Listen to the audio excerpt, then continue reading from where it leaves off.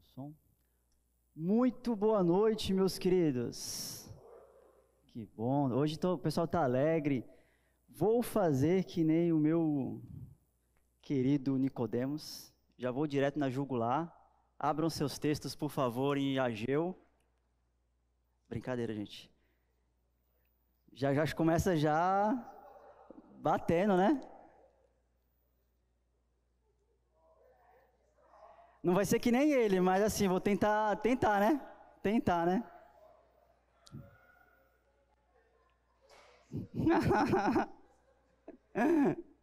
Ô, tristeza. A gente, só de casa assim, Ageu, tá bom? Finalzinho do Antigo Testamento. Lá, Zacarias, depois Malaquias. Tá bem no finalzinho.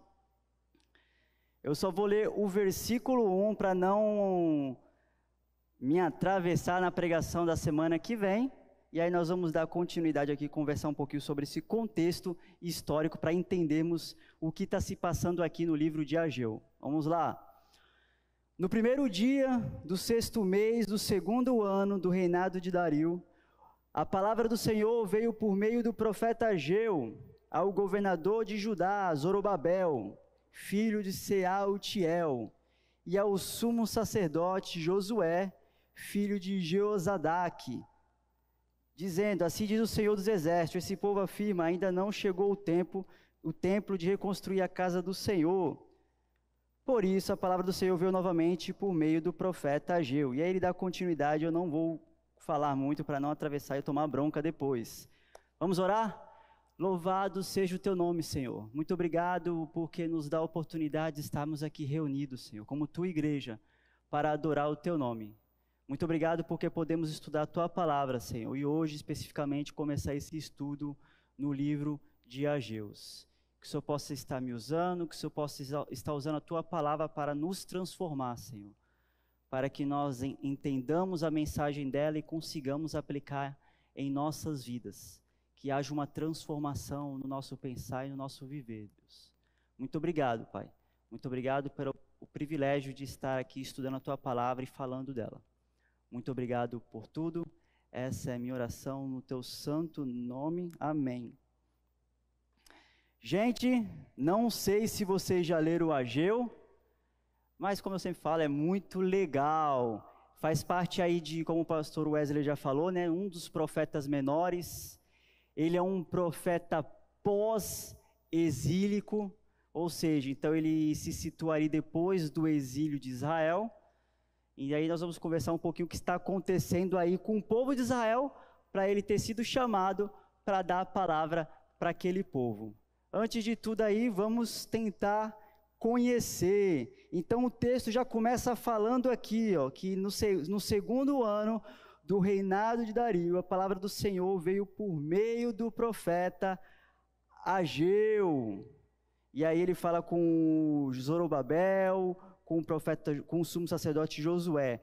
Quem é esse Dario aqui? Esse Dario é o rei dos persas. Os persas é o último grande povo aí, a última grande nação que Israel tem contato no Antigo Testamento. Então a gente viu que ele já, quando você vê todo o Antigo Testamento, eles tiveram contato com os egípcios, onde eles foram escravos dos egípcios, saíram da escravidão porque Deus os tirou, aí eles vão entrar em contato com os cananeus ali na Terra Prometida, eles conseguem tomar posse da Terra Prometida porque Deus está à frente dessa campanha militar deles.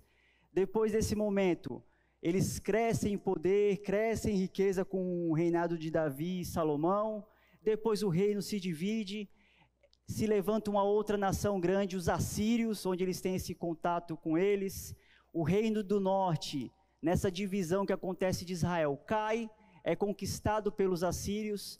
Depois de um tempo, os babilônicos se levantam, eles conquistam os assírios, eles conquistam ali toda a região do Antigo Oriente Médio. Depois dos babilônios, chega os persas. Os persas começam ali com o rei Ciro, onde ele consegue derrotar os medos, que é um outro povo. Ele faz essa união dos povos, e aí conquista também toda a região do antigo Oriente Médio. E aí quem são esses persas? É bom a gente conhecer um pouquinho. Eles são um povo que começou simples, e aí foi crescendo cada vez mais, e é bastante interessante ver a forma como ele crescia, a forma como ele conquistava, e logo em seguida ele agia em relação àquele povo. Coloca ali, ó, ele vai derrotar os persas, unificando os domínios. E o interessante é que, diferente das outras nações, ele assimilava aquela cultura para ele. Então, a cultura dos persas é um misto da cultura egípcia com a cultura babilônica, é um misto geral, salada de fruta. Isso é bem interessante, porque a gente vai ver que por causa dessa atitude que eles tinham, foi o que aconteceu com Israel. Eles permitiram que Israel voltasse para a sua terra. A forma de domínio e conquista deles era diferente dos outros povos. A gente vê que os assírios, a gente conversou um pouquinho sobre os assírios aí em Jonas, dominavam pela força, pelo poder, pelo medo. Então eles iam lá, conquistavam, matavam, destruíam. Os babilônicos já eram um pouco diferentes. Os babilônicos, eles deportavam ali o povo e começavam a utilizar tudo da terra ali até exaurir aquela terra. Os persas são diferentes. Eles vão conquistar e dominar pela lealdade. Tanto é que a gente vê na história que quando o rei Ciro, ele derrota os medos, derrota a Babilônia, ele chega na Babilônia, ele é aplaudido pelos babilônicos ali, reconhecido como libertador ali, o grande rei da Pérsia. É uma forma de visão diferente e uma forma de domínio que contribuiu para que a história da redenção aí continuasse e chegasse a palavra de Deus até a nós, porque o povo de Israel que estava no cativeiro, sofrendo durante 70 anos ali, agora eles têm a oportunidade, porque Deus está agindo na história, de voltar para a sua terra, de novamente viver a vida que eles estavam acostumados antes, reconstruir o templo, ok? Outra coisa interessante que a gente precisa saber, eles dominavam por províncias, então eles dominavam a região e eles faziam aí a separação por província governada por um sátrapa ou um governante. Não sei se vocês lembram, mas esse sátrapa aí, esses sátrapas são citados lá no livro de Daniel. Quando Daniel vai orar, os sátrapas conversam com o rei lá e falam assim, ó, assina esse decreto aí, se alguém orar que não seja para o rei, que seja para outro Deus, ele vai ter que ser jogado lá na cova dos leões. E aí acontece esse motim aí contra Daniel, foi justamente esses miseráveis dos sátrapas. E ali outra coisa também, eles tinham um sistema de correio e estradas avançadas. Isso aqui é só por curiosidade para a gente ver como ele era um povo avançado. O correio e a comunicação que eles tinham entre eles era muito legal. Alguns a gente vê às vezes nos filmes, né, uns pombos, né, tem uns pombos, né? E aí você assina no pombo, solta o pombo chega até lá, uma ave, sei lá, né? Eles eram pelos guerreiros deles, os cavaleiros. O que eles faziam? Eles davam a carta para os guerreiros subiam no cavalo e ia até o próximo. Eles tinham guerreiros em pontos específicos onde eles iam passando a carta e se comunicando entre eles. Além das estradas incríveis que eles construíram com o tempo, tá bom? Religião que eles tinham, eu coloquei aí, eles eram politeístas e depois Zoroastra. Que diacho é isso? Língua estranha? Não. Eles inicialmente eram uma cultura politeísta que acreditavam em vários deuses. Então eles acreditavam aí no deus Marduk, e entre outros deuses aí, quem assistiu Caverna do Dragão, Tiamat, o dragão de 7 cabeças, eles acreditavam nessa cultura aí, vários deuses governando as esferas do mundo. E aí depois esse Zoroastra aí foi um cururu, que chegou e começou a falar dessa questão do monoteísta, de um único Deus, só que meio distorcida, e eles começaram a acreditar que existia uma guerra. Existia uma divindade boa e uma divindade ruim, e elas se combatiam entre elas. Qualquer semelhança com os dias de hoje, a gente tem esse pensamento que Deus está combatendo, está brigando com Satanás, é mera coincidência, tá bom? Já vê um pouquinho aí, ó, as origens aí, que existe uma guerra entre Deus e Satanás, e eles estão brigando pelo mundo. A gente vê bastante isso aí em Jó, né? Eita, Jó foi lá e jogou a doença e está brigando aqui. Não. Eles tinham esse pensamento e nos mostra que isso não existe no nosso meio, nessa realidade na qual vivemos. Existe apenas um único Deus e todas as coisas acontecem debaixo da esfera de domínio dele. Mas esse povo acreditava nisso. E aí, por último, para nós entendermos ele, e aí acontece esse declínio aí, é uma grande nação que, como sempre, cresce, conquista e depois ela cai. E isso não foi diferente com os persas. A gente vê aí que depois, eles tinham, declínio depois de uma tentativa de invasão da Grécia. Abre parênteses, como meu querido pastor, esse Dario aqui é pai de Xerxes. Quem conhece Xerxes? Quem já assistiu o filme 300? Já, né? Aquele famoso This is Esparta. E aí, tchá, no peito do mensageiro. Olha o outro rindo lá. Esse é famoso. Então a gente vai ver que aquele início das guerras greco-pérsicas, não sei se vocês já ouviram, começa com esse rei aqui, esse rei Dario, e continua com o filho dele, o Xerxes. As guerras de Termópilas com os 300, a guerra de Salamina, com aquela guerra das frotas marítimas aí dos gregos contra os persas. Acontece tudo nesse período aqui, começando com esse cururu do rei Dario, ok? E aí culmina os persas tentando conquistar cada vez mais o Antigo Oriente ali. Eles vão enfrentar os gregos, perdem, e aí logo em seguida isso não faz o reino cair, mas abala o poder deles, e um tempo depois vem o Alexandre o Grande aí e conquista essa grande nação, ok? Qualquer coisa que eu errar, podem falar com o Arthur, que ele manja pra caramba de história, tudo bem? Olha aí, só para a gente ver. Então lá, reinado, tudo começa, como eu falei, com o reinado do rei Dario, rei da Pérsia. Anteriormente, então, Ciro consolidou seu poder com a derrota dos Medos.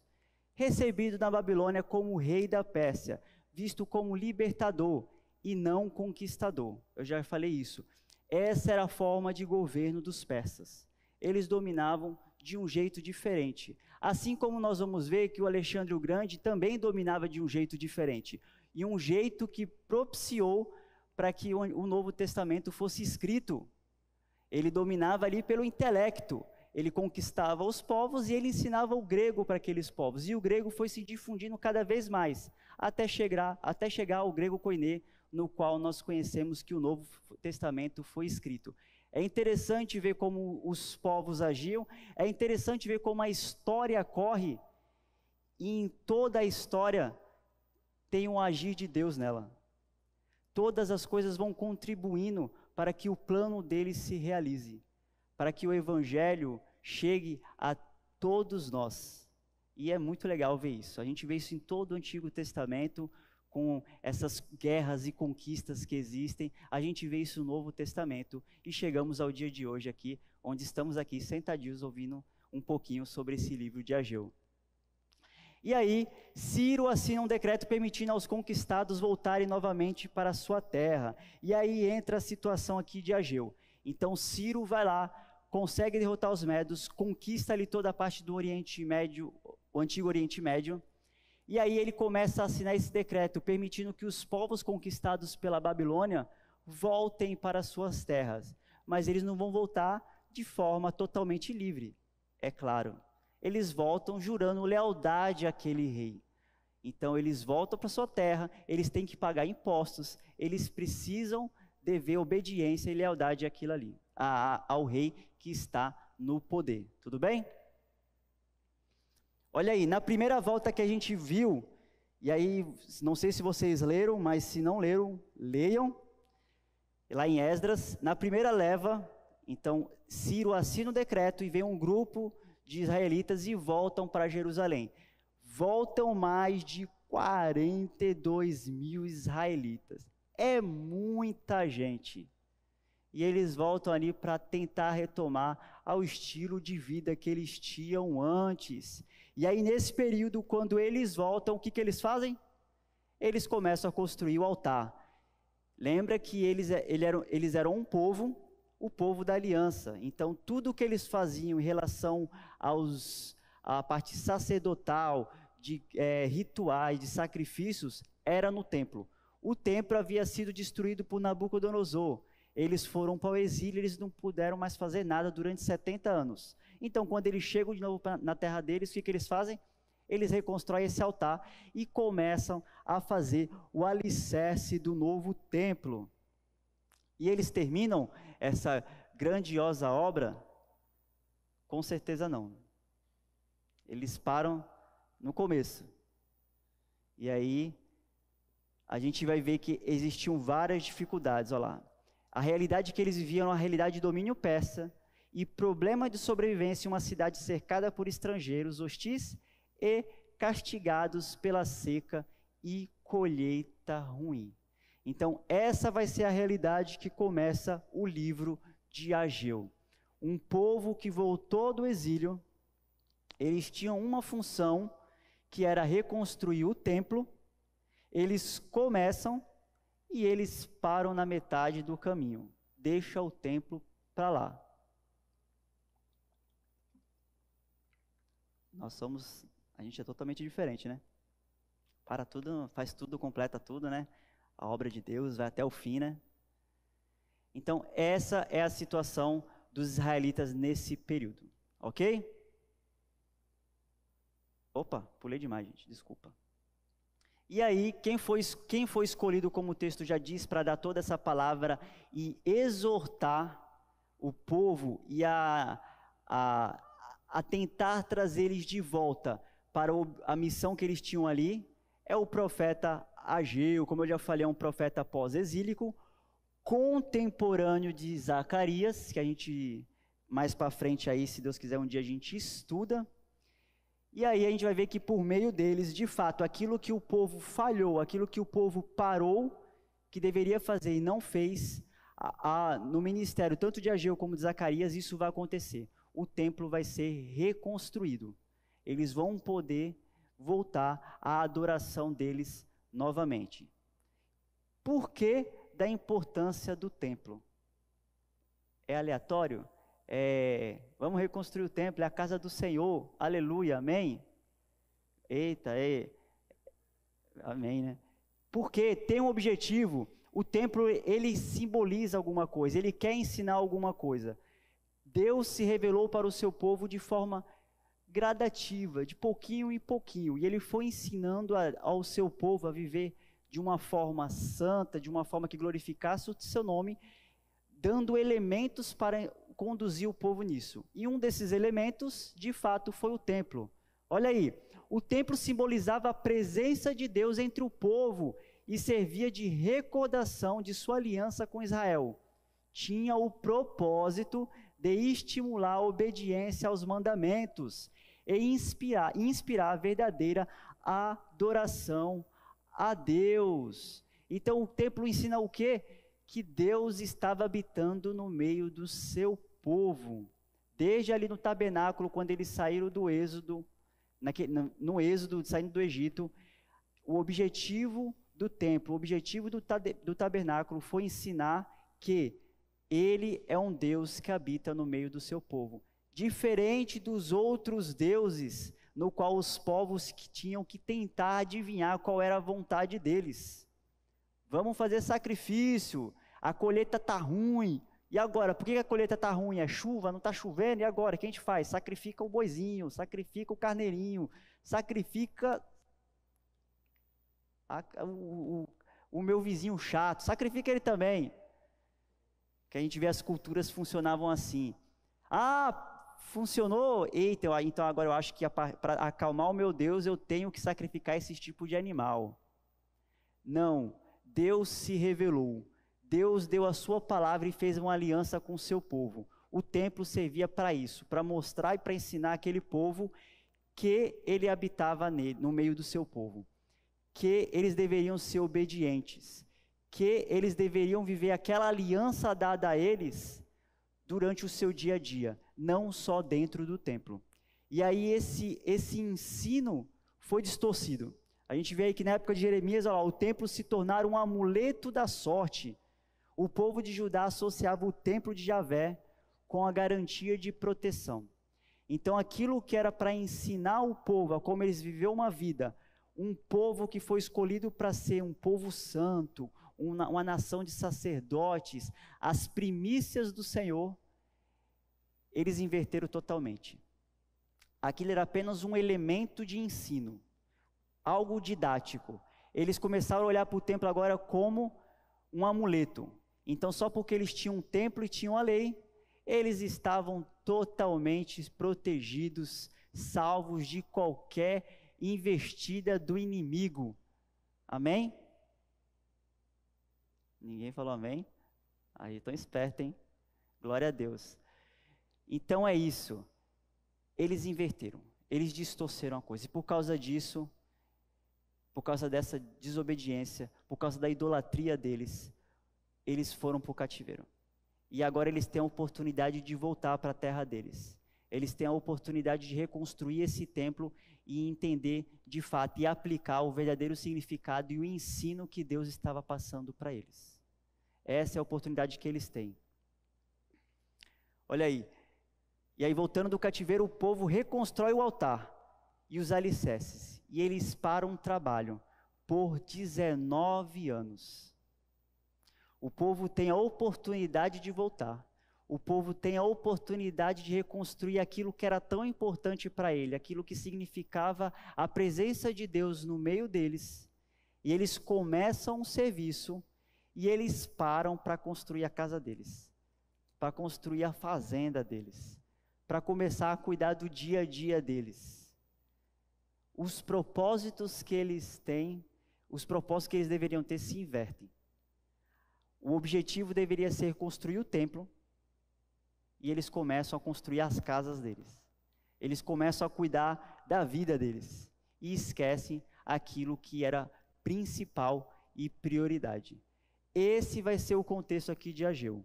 Um povo que está em crise, um povo que está sofrendo, por causa que não está cumprindo aquilo que era para cumprir, que não faz aquilo que era para fazer.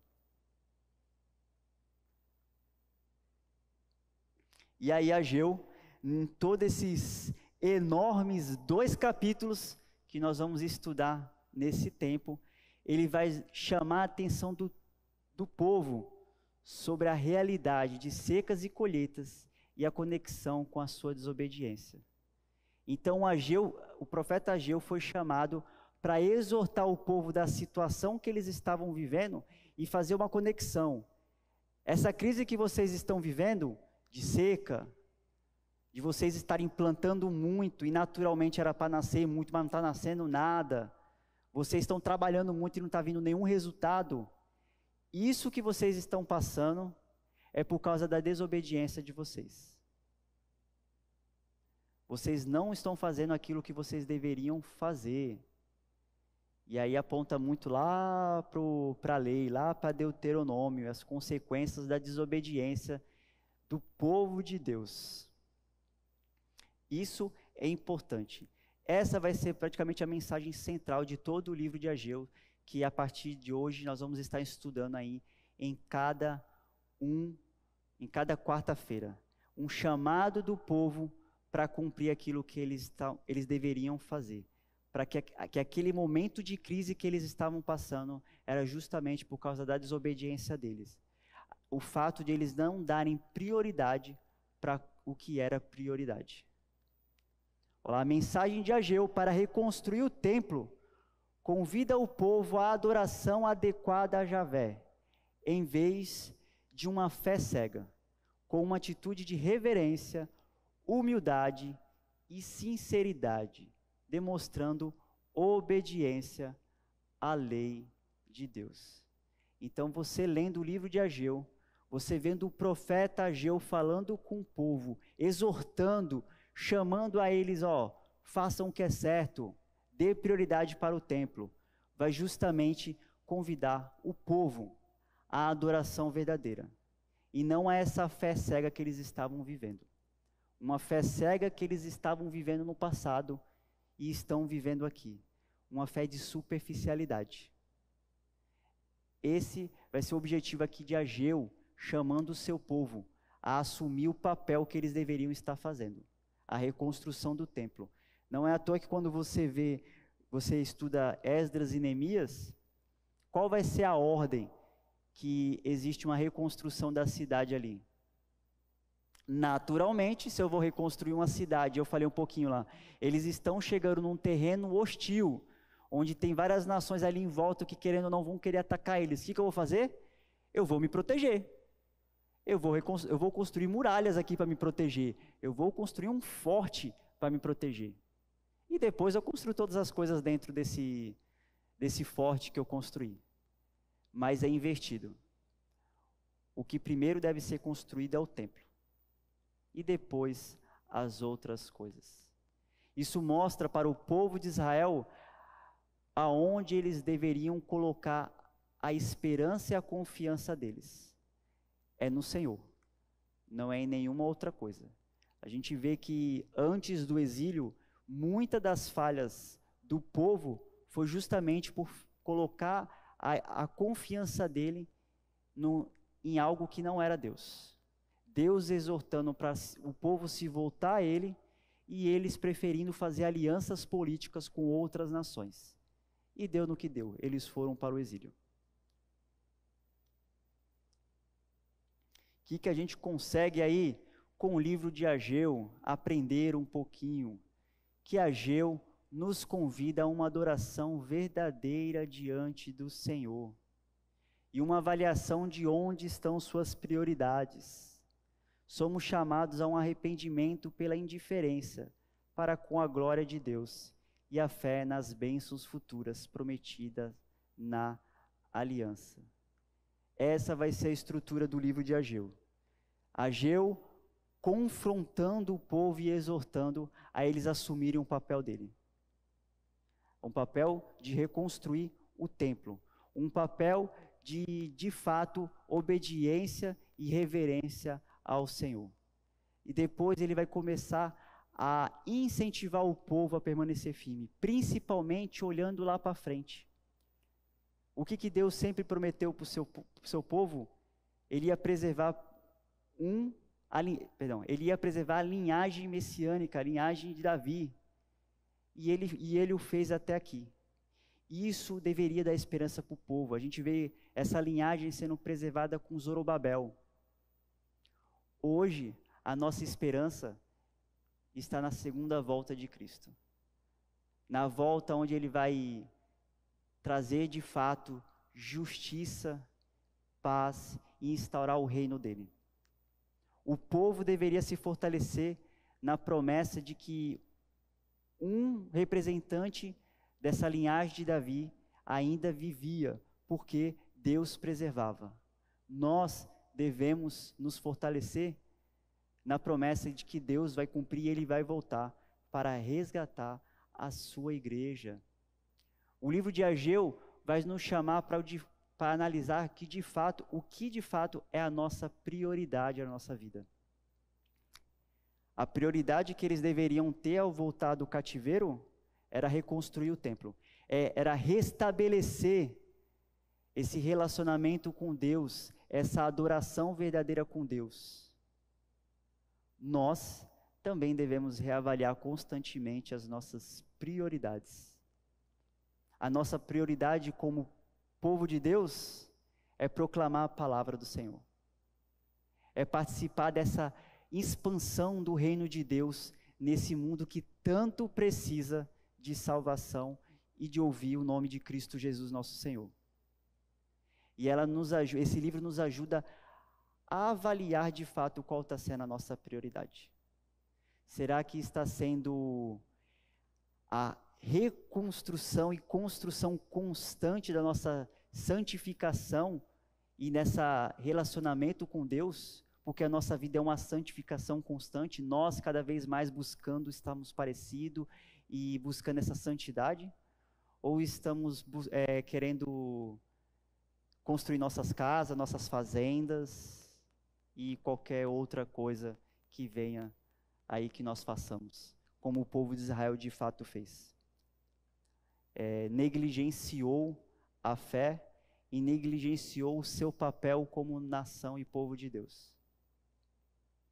Isso nos serve de lição para nós não negligenciarmos a nossa missão e o nosso papel, que é pregar a palavra de Deus. Ok? Então, guardem bem isso no coraçãozinho de vocês. Eu não vou me aprofundar muito, porque senão a proposta é de fato estudar com mais profundidade esses 2 capítulos. Mas entendam isso, a mensagem central desse texto e todas as outras mensagens vão estar atreladas a ela. Ageu vai nos convidar a uma adoração verdadeira. E essa adoração verdadeira nós devemos buscar constantemente. E assim como o povo foi incentivado a olhar para frente e confiar nas promessas futuras, nós também somos incentivados a isso. Durante toda a Bíblia, é isso que funciona. Nós, sejamos sinceros, né? Nós somos meio cabecinha dura, né? Precisamos estar constantemente ouvindo aquilo que as Escrituras já nos ensinam. Constantemente ouvindo, para permanecermos firmes. E é isso que acontece. Que possamos escutar constantemente a palavra de Deus, para que nós tenhamos certeza que lá na frente Deus vai cumprir todas as promessas dele. E eu gosto muito desse texto aqui que mostra o que vai acontecer lá na frente. Eu vou pedir que vocês abram aí, Daniel. Esse texto é maravilhoso. Eu não vou entrar nessa parte, porque senão vão brigar comigo. Daniel, capítulo 9. Eu não vou falar das 70 semanas, tá bom? Para a bênção aí, brincadeira. E ele fala uma coisa maravilhosa. Quando Daniel ora lá, e aí vem um anjo e dá a resposta do que vai acontecer, ele fala de tudo que acontecendo, do que está acontecendo tem um propósito. E esse propósito lá na frente, nós entendemos quando Cristo voltar. Verso 24. Deixa eu ler a partir do 23 para ficar. Assim que você começou a orar, houve uma resposta que eu trouxe a você, porque você é muito amado. Por isso, preste atenção à mensagem para entender a visão. 70 semanas estão decretadas para o seu povo e sua cidade, a fim de acabar com a transgressão, dar fim ao pecado, expiar as culpas, trazer justiça eterna, cumprir a visão e a profecia, e ungir o Santíssimo. Isso é maravilhoso, de nós olharmos para frente e sabermos o que vai acontecer. E isso nos dá forças para fazer o nosso papel aqui, proclamar a palavra de Deus, e não negligenciar nossa fé e nossa missão como o povo de Israel nesse período fez. Que a gente não deixe de reconstruir o templo, mas que nós tenhamos o afinco de buscar, de fato, essa adoração verdadeira com o Senhor, porque Ele é um Deus que habita no meio do seu povo e nos deu salvação. Então, se arrependam. É isso que Ageu fala constantemente. Se você não é salvo, se arrependa e aceite a Cristo como o Senhor e Salvador. Se você já é salvo, se arrependa e pare de cometer os pecados que você comete constantemente. E busque uma vida de santificação nele. Deus abençoe a vida de vocês, meus queridos.